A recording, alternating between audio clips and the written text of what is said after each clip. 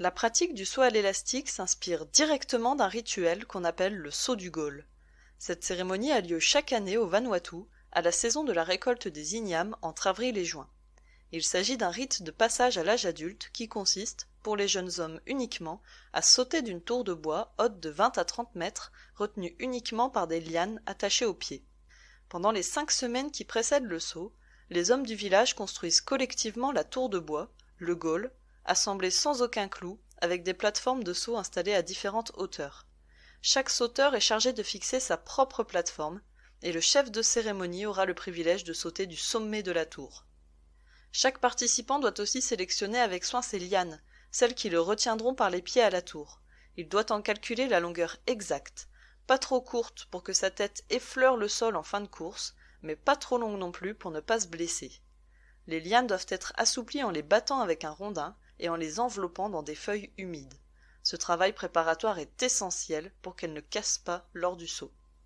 Quelques jours avant la cérémonie, le sol autour de la tour est débroussaillé et labouré pour être le plus meuble possible pour réceptionner les sauteurs.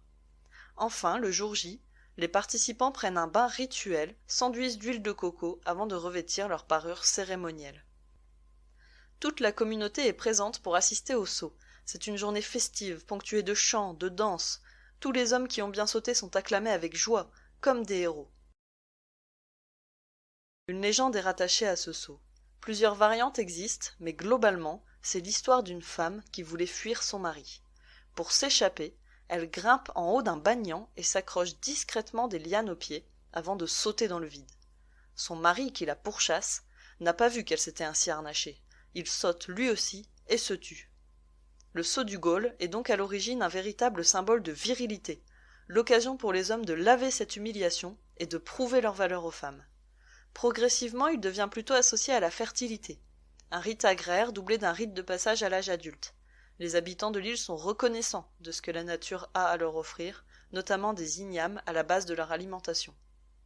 Aujourd'hui, le statut rituel de la pratique est largement remis en question. Certains parlent même de mise en spectacle ou encore d'une commercialisation de la coutume au profit de l'économie touristique. Le tourisme ethnique ou ethnotourisme, du fait de l'absence d'infrastructures d'accueil, met directement le touriste en face des modes de vie, des us et coutumes des autochtones.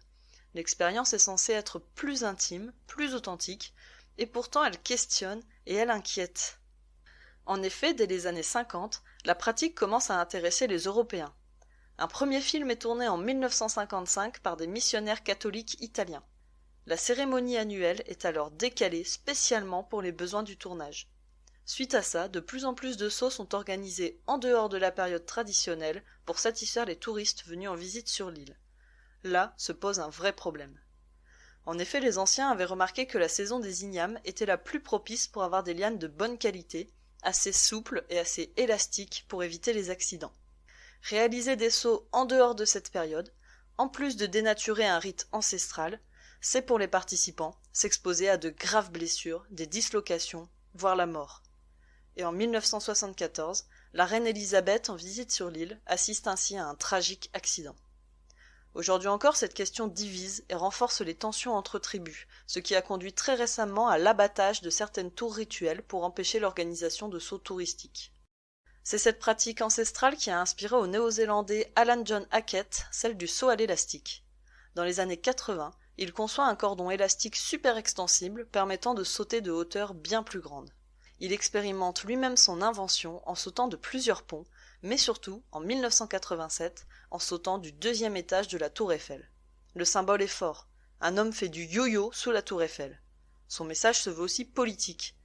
Il cherche en fait à venger le sabotage d'un navire néo-zélandais par les services secrets français en vandalisant le monument national, l'emblème de la France.